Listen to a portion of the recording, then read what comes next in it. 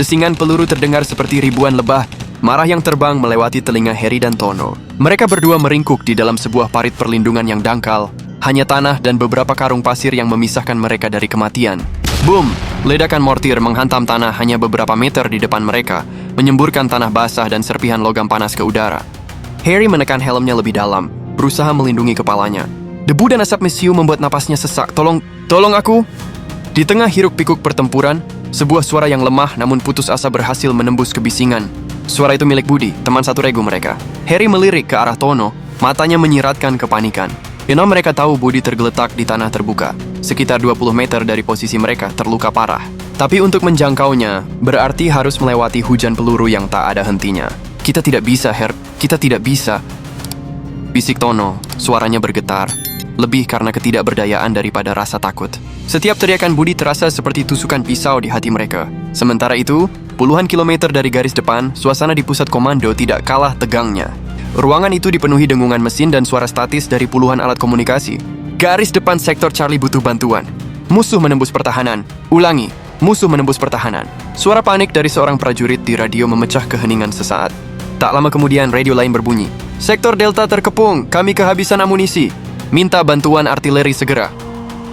Para jenderal dan perwira tinggi berkumpul di sekitar peta strategis digital yang besar. Titik-titik merah yang menandakan posisi musuh tampak menyebar dan menekan titik-titik biru pertahanan mereka. Wajah mereka keras dan penuh konsentrasi. Jenderal Bima, sang komandan tertinggi, menunjuk beberapa titik di peta. Alihkan pasukan cadangan dari sektor Guntur ke Charlie. Kirim serangan drone ke posisi artileri musuh di koordinat ini. Kita harus menahan mereka sampai bala bantuan utama tiba. Perintah demi perintah diteriakkan. Strategi disusun dalam hitungan detik untuk menyelamatkan nyawa ratusan prajurit di lapangan. Kembali ke parit yang dingin dan basah.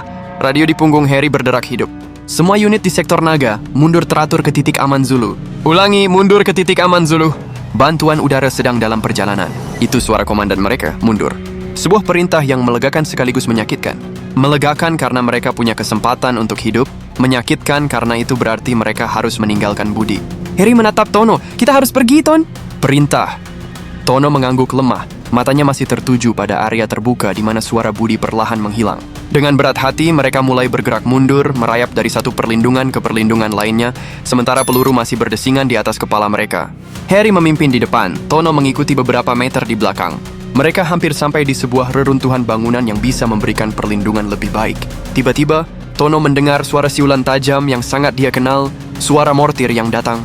Harry, awas, teriaknya, tapi sudah terlambat. Boom! Sebuah ledakan dahsyat terjadi tepat di belakang Harry. Tono terlempar ke depan oleh gelombang kejut. Ia merasakan sengatan panas yang luar biasa di lengan kirinya. Ketika pandangannya mulai jelas, ia membalikkan badan. Asap tebal mengepul dari kawah kecil tempat Harry berdiri beberapa detik yang lalu. Di tengah asap itu, Tono melihat sahabatnya tergeletak tak bergerak. Darah mengalir dari lengan Tono, tapi rasa sakitnya tidak sebanding dengan pemandangan di depannya. Harry! Teriaknya, suaranya pecah dan hilang ditelan oleh gema pertempuran yang terus berlanjut.